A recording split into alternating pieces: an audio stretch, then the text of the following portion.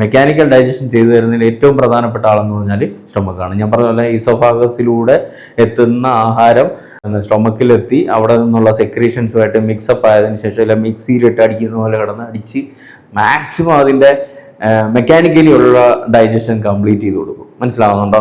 അപ്പം അതിന് കാര്യങ്ങൾ മുന്നോട്ട് നമുക്ക് ഓരോരോ പാർട്ടായിട്ട് എടുത്ത് പഠിക്കുമ്പോൾ കുറച്ചുകൂടെ വ്യക്തത വരും.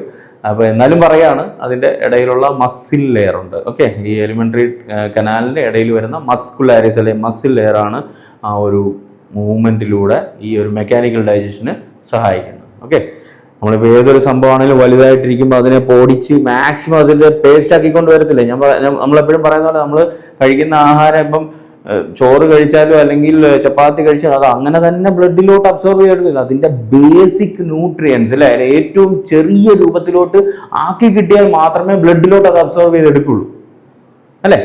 ഇപ്പം ഉദാഹരണം പറഞ്ഞാൽ കാർബോഹൈഡ്രേറ്റ് കണ്ടന്റ് ആയിട്ടുള്ള ഒരു ഫുഡാണെങ്കിൽ അതിൻ്റെ ഏറ്റവും ചെറിയ രൂപം മോണോസാക്രൈഡ്സ് അല്ലെങ്കിൽ ഒരു ഉദാഹരണം പറഞ്ഞാൽ ഗ്ലൂക്കോസ് അല്ലേ, ആ രൂപത്തിലോട്ട് എത്തിയാൽ മാത്രമേ ബ്ലഡിലോട്ട് അബ്സോർവ് ചെയ്തെടുക്കുള്ളൂ.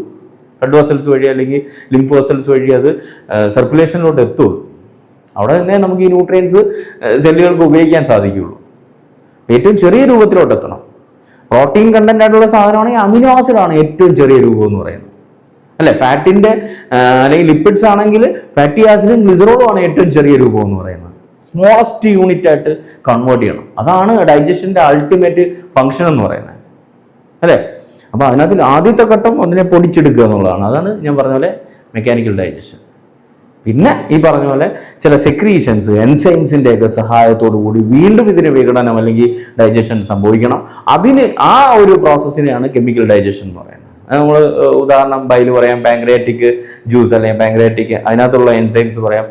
നമ്മുടെ സ്റ്റൊമക്കിനകത്ത് തന്നെ ഉദാഹരണം പെപ്സിൻ അല്ലേ, അങ്ങനെയുള്ള എൻസൈംസിൻ്റെ ഒക്കെ സഹായത്തോടു കൂടി ഡൈജഷൻ നടക്കും. അങ്ങനെ നടക്കുമ്പോൾ അതിനെ കെമിക്കൽ ഡൈജഷൻ എന്ന് പറയും അല്ലേ. അപ്പം ഏറ്റവും ചെറിയ രൂപത്തിലോട്ട് ആക്കി കിട്ടിക്കഴിഞ്ഞാൽ പിന്നെന്താണ് ചെയ്യേണ്ടത്? അബ്സോർപ്ഷനാണ്. അടുത്ത ഘട്ടം എന്ന് പറഞ്ഞാൽ അബ്സോർപ്ഷനാണ്. വലിച്ചെടുക്കണം, ബ്ലഡിലോട്ട് വലിച്ചെടുത്ത് സെല്ലുകൾക്ക് യൂട്ടിലൈസ് ചെയ്യത്തക്ക പാകത്തിലേക്ക് അത് ബ്ലഡിലെത്തണം. ആ വലിച്ചെടുക്കുന്നതിനാണ് എന്ന് പറയുന്നത് അബ്സോർപ്ഷൻ എന്ന് പറയുന്നത്.